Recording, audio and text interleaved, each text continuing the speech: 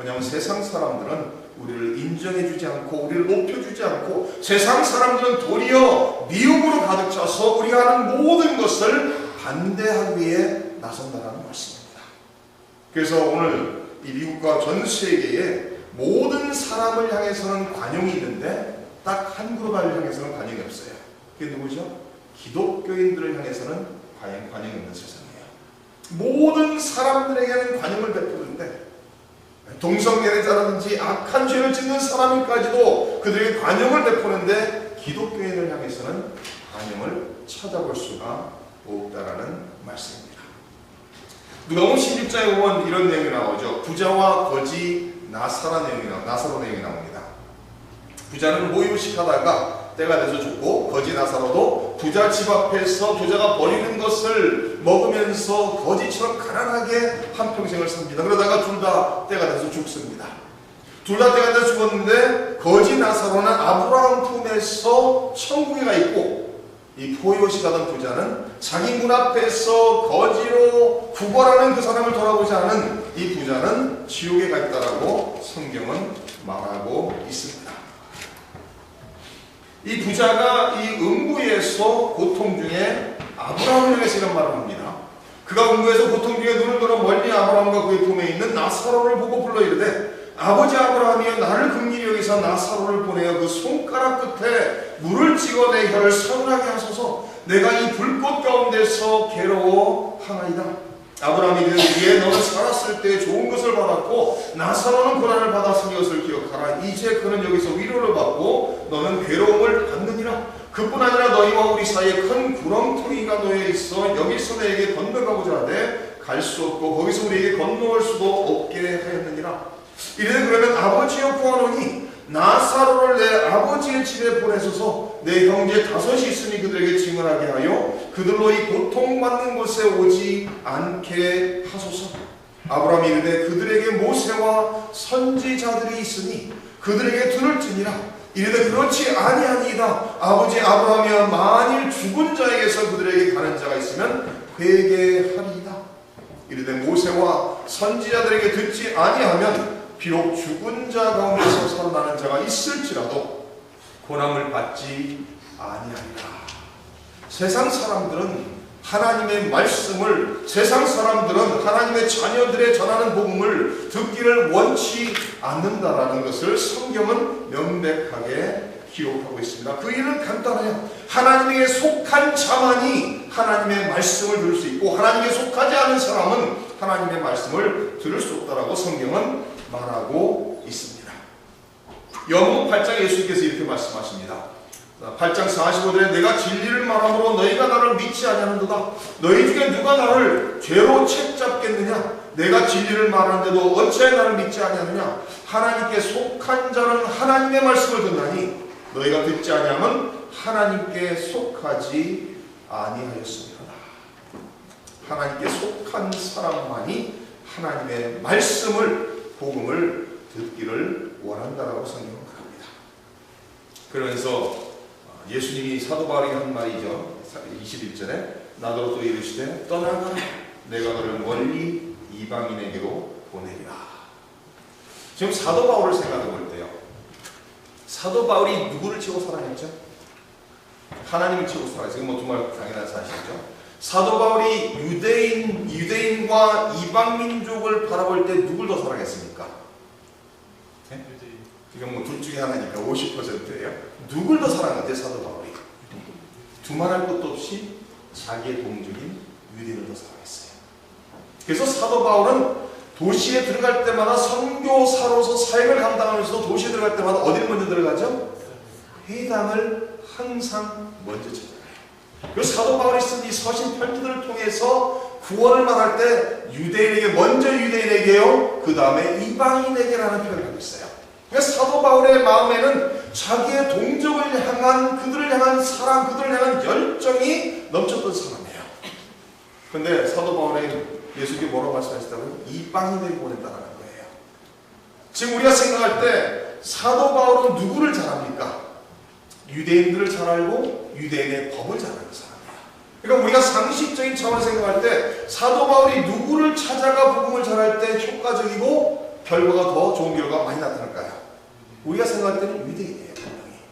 왜냐하면 사도 바울은 유대인으로 자라서 율법을 아는 사람이고 유대인 자기 동족을 사랑하는 사람들이기 때문에 그들이 처해 있는 입장과 위치를 잘 이해하는 사람이기 때문에 그들에게 찾아가서 그들을 설득할 수 있는 배움이 있는 사람이요 능력이 있는 사람이라는 것을 우리가 성경을 통해서 알 수가 있습니다.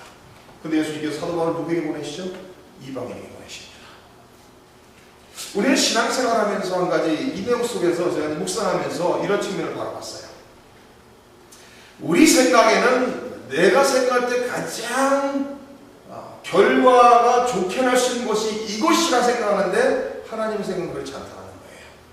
하나님께서는 내가 편하고 내가 잘하는 사람에서 사역을 하는 게 아니라 사도 바울을 내가 잘 알지도 못하고 편하지도 않은 그런 사람들에게 더 나아가서는 사도 바울이 유대인으로 자라면서 바리새인으로 자라면서 가말리엘의 밑에서 모든 율법을 배우면서 이방 사람을 바라보는 관점은 이 시대의 모든 유대인들이 이방인을 바라보는 관점과 똑같았습니다.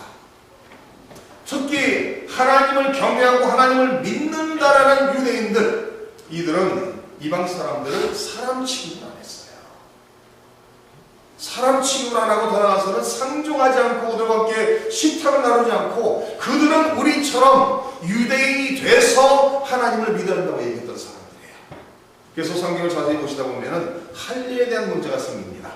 할례라는 것은 유대인들에게만 특별한 의미로서 주어지게 할례예요.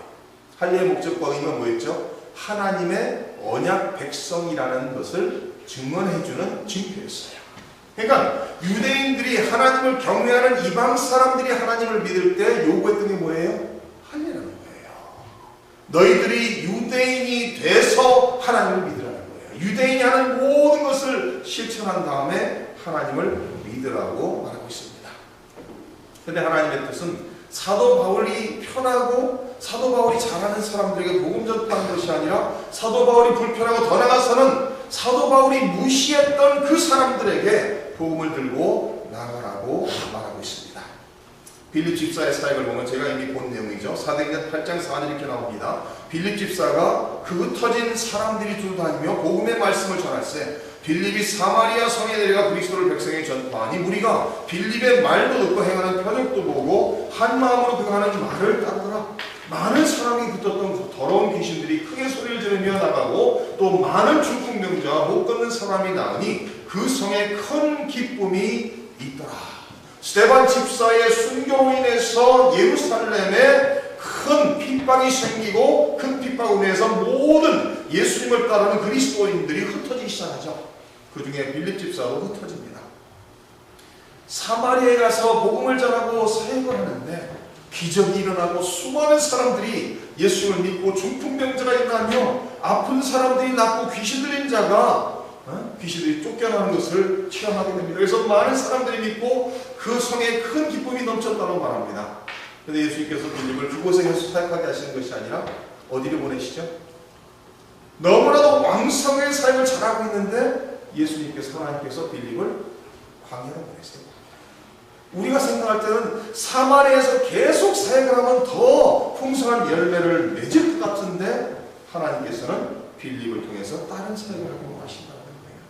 그래서 사도행전 8장 26절 이렇게 말합니다. 주의 사자가 빌립에게 말하여 이르되 일어나서 남쪽으로 향하여 예루살렘에서 가사로 내려가는 길까지 가라니 그 길은 광야라. 도시에서 많은 사람이 있는 곳에서 아무도 없는 광야로 가라는 거예요. 왜 광야로 보내시죠? 일어나 가서 보니 에디오피아 사람 곧 에디오피아 여왕 간다게의 모든 국군을 맡은 관리인 네시가 예배하러 예루살렘에 왔다가 돌아가는데 수레를 타고 선지자 이사야를 읽더라. 예수님께서는 많은 사람이 있는 사역을 왕성히 잘하고 있는 사마리아에서 아무도 없는 광야로 보내서 에디오피아 여왕 간다게의 네시 한 사람을 구원하기 위해서 빌립을 구성했다는 거예요. 거기서 사역을 감당하고 그 네시를 세례를 베푼 다음에 이제는 빌립은 가이사랴로 가서 그곳에서 사역하는 것을 알 수가 있습니다. 이 내용을 통해서 우리가 생각하고 깨달아야 되는 그 영적인 원리가 무엇인가 하면 하나님께서는 우리가 편하고 우리가 잘하는 그곳에서 있기를 원치 않는다는 거예요. 우리 모든 사람들이 그렇죠. 내가 편한 곳에서 일어나기를 원치 않죠. 내가 편한 곳에서 불편한 곳으로 가는 것을 원치 않는 것을 알 수가 있습니다. 그러나 우리가 편치 않은 우리의 컴포트 존을 벗어나는 순간, 우리가 불편해지는 순간 우리는 그곳에서 변화를 체험합니다. 그렇죠? 우리는 내가 잘 알고 내가 편한 사람들 사이에 있으면은 우리는 변화나 발전이나 하나님을 더욱더 의지하지 않는 모습으로 살아갈 수 있다는 말씀입니다. 예수님께서 사도 바울을 이방인에게 보낸다. 그랬을 때 모든 군중이 분노하여 들고 일어나 이를 죽이라고 외치고 있습니다. 여기서 왜 이방인이라는 단어가 이들을 이렇게 분노케 할까? 이전까지는 모든 것을 다 순수하게 듣고 가만히 있었어요. 근데 이방인에게 예수님께서 자기를 보내겠다라고 말씀하시는 순간 모든 사람이 더 이상 안 듣겠다는 거예요. 우리가 들을 만큼 들었고 더 이상 들을 필요가 없고 더 나아가서는 이 사도 바울을 죽여야 된다라고 말하고 있습니다. 한번 뒤로 조금 가셔서 사도행전 21장을 한번 가보시겠습니다. 이 이방이라는 단어가 왜 그들을 분노케 하는가를 한번 잠깐 보시기를 바랍니다. 21장 이제 바울이 잡히게 되는 그런 내용을 기록하고 있는 말씀입니다. 21장 27절입니다.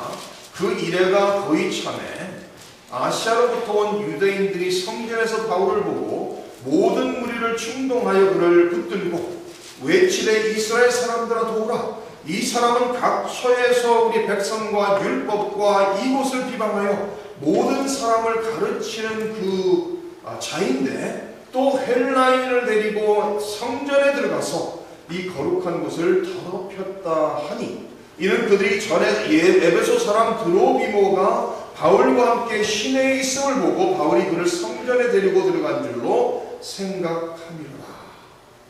지금 사도 바울에 대한 소문은 예루살렘에 있는 모든 사람들이 다 알고 있다는 거예요.